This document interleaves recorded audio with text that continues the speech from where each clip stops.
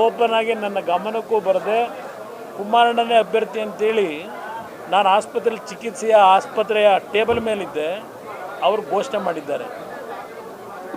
ನಾನು ಫಲಾನುವಾದಿ ಅಲ್ಲ.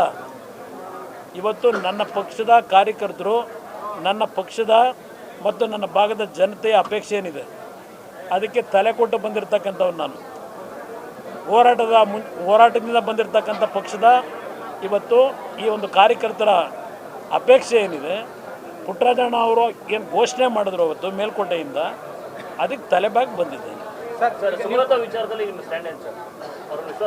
ನಮಗೇನು ಅವರೇನು ಶತ್ರುನ, ಶಾಶ್ವತವಾದ ಶತ್ರುನ. ನಾನು ಅಂಬರೀಷ್ ಅಣ್ಣ ಅವರು ಹಲವಾರು ವರ್ಷಗಳ ಜೊತೆಯಲ್ಲಿದ್ವಿ, ಹಲವಾರು ವರ್ಷಗಳ ಜೊತೆಯಲ್ಲಿ ಊಟ ಮಾಡಿದ್ದೇವೆ. ಊಟ ನಮ್ಮ ಸಹೋದರಿ ಸುಮಲತಾ ಅವರೇ ಬಡಿಸಿದ್ದಾರೆ.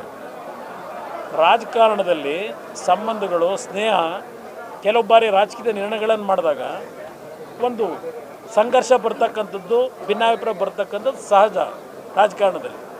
ಅದರಿಂದ ನಾವೇನು ಶಾಶ್ವತವಾದ ಶತ್ರುಗಳಲ್ಲ. ಅವರು ನನಗೂ ಆಶೀರ್ವಾದ ಮಾಡ್ತಾರೆ ಅಂತಕ್ಕಂಥ ಒಂದು ವಿಶ್ವಾಸ ಇದೆ. ಆ ನಿಟ್ಟಿನಲ್ಲಿ ನನ್ನ ಕಡೆಯಿಂದ ಏನು ಮೂವ್ಮೆಂಟ್ ಆಗಬೇಕು ಆಗುತ್ತೆ. ಭೇಟಿ ಮಾಡಿ ನಾನು ಅದಕ್ಕೆ ಹೇಳ್ತೀನಿ, ನನಗೇನು ಶಾಶ್ವತವಾದ ಶತ್ರು. ಭೇಟಿ ಮಾಡೋಣ.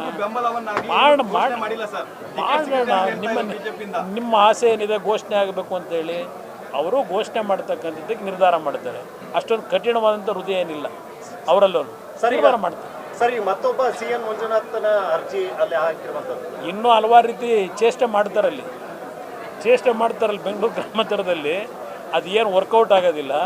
ಅದರಿಂದ ಡಾಕ್ಟರ್ CN ಮಂಜುನಾಥ್ ಅವರು ಜನಸಾಮಾನ್ಯರ ಅಭ್ಯರ್ಥಿ, NDA ಅಭ್ಯರ್ಥಿ ಇರ್ತಕ್ಕಂಥದ್ದು ಬೇರೆ, BJP ಅಭ್ಯರ್ಥಿ ಆಗಿರೋದು ಬೇರೆ. ಆದರೆ ಬೆಂಗಳೂರು ಗ್ರಾಮಾಂತರದಲ್ಲಿ ಪಕ್ಷಾತೀತವಾದಂಥ ಜನಪ್ರಿಯದ ಅಭ್ಯರ್ಥಿ ಡಾಕ್ಟರ್ CN ಮಂಜುನಾಥ್. ಅದರಿಂದ ಅವ್ರು ಏನು ಕುತಂತ್ರ ಮಾಡಿದ್ರು ಏನೂ ಆಗಲ್ಲ ಅಲ್ಲಿ. ಸರ್, DK ಸುರೇಶ್ ಅವರು ಮಾತಾಡಿದ್ದೀರಿ ಸರ್, ಕೆಲಸ ಮಾಡಿದ್ದೀನಿ ನಾನು, ಕೂಲಿ ಕೇಳ್ತಾ ಇದ್ದೀನಿ ಅಂತ. ನಾವೇನು ಮಾಡಿದ್ದೀವಿ? ದರೋಡೆ ಮಾಡಿದ್ದೀವ? ನಾವು ದರೋಡೆ ಮಾಡಿಸೋ ಕೂಲಿ ಕೇಳ್ತಾ ಇದ್ದೀವ? ರಾಮನಗರ ಜಿಲ್ಲೆ, ನಾನು ಆ ಜಿಲ್ಲೆಗೆ ಕಾಲಿಡಬೇಕಾದ್ರೆ ಏನು ಪರಿಸ್ಥಿತಿ ಇತ್ತು, ನಾನು ಕಾಲಿಟ್ಟ ಮೇಲೆ ನಾನಲ್ಲಿ ಜನಪದಿ ಮೇಲೆ ಯಾವ ರೀತಿಯಲ್ಲಿ ಕಾರ್ಯಕ್ರಮ ಕೊಟ್ಟಿದ್ದೇವೆ.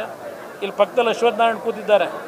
ಯಡಿಯೂರಪ್ಪನವರು ನಾನು ಇಬ್ಬರು ಸರ್ಕಾರ ಮಾಡಬೇಕಾದ್ರೆ 2006 ರಾಜೀವ್ ಗಾಂಧಿ ಹೆಲ್ತ್ ಯೂನಿವರ್ಸಿಟಿ ಚಾಲನೆ ಕೊಟ್ಟಿದ್ದು. ಕೊನೆಗೆ ಇವರು 5 ವರ್ಷ ಸರ್ಕಾರ ಮಾಡಿದ್ದಾರಲ್ಲ, ಮಾಡಿದ್ರ? ಕೊನೆಗೆ ಅಶ್ವಥ್ ನಾರಾಯಣ್ ಮೊನ್ನೆ ಮಾಡಬೇಕಾಯ್ತು. ಈಗ ಮೊನ್ನೆ ಸರ್ಕಾರದಲ್ಲಿ ಕೊಡುಗೆ ಬಗ್ಗೆ ಚರ್ಚೆ ಮಾಡೋದಕ್ಕೆ ಭಾಳ ಇಶ್ಯೂ ಇದೆ. ಕನ್ನಡ ಬಾವುಟ ಹಾಕೊಂಡು ಏನು ಸಂದೇಶ ಕೊಟ್ಟರು? ಮೇಕೆದಾಟನ್ನ ಮ್ಯಾನಿಫೆಸ್ಟೋ ರಿಲೀಸ್ ಮಾಡೋರಲ್ಲ, ಅಲ್ಲಿ ಅದಕ್ಕೆ ಬೆಂಬಲ ಕೊಡೋದಕ್ಕೆ ಏನಾದ್ರು ಕನ್ನಡ ಬಾವುಟ ಹಾರಿಸಿದ್ರೆ ಏನು ಹಾರಿಸಿದ್ರು?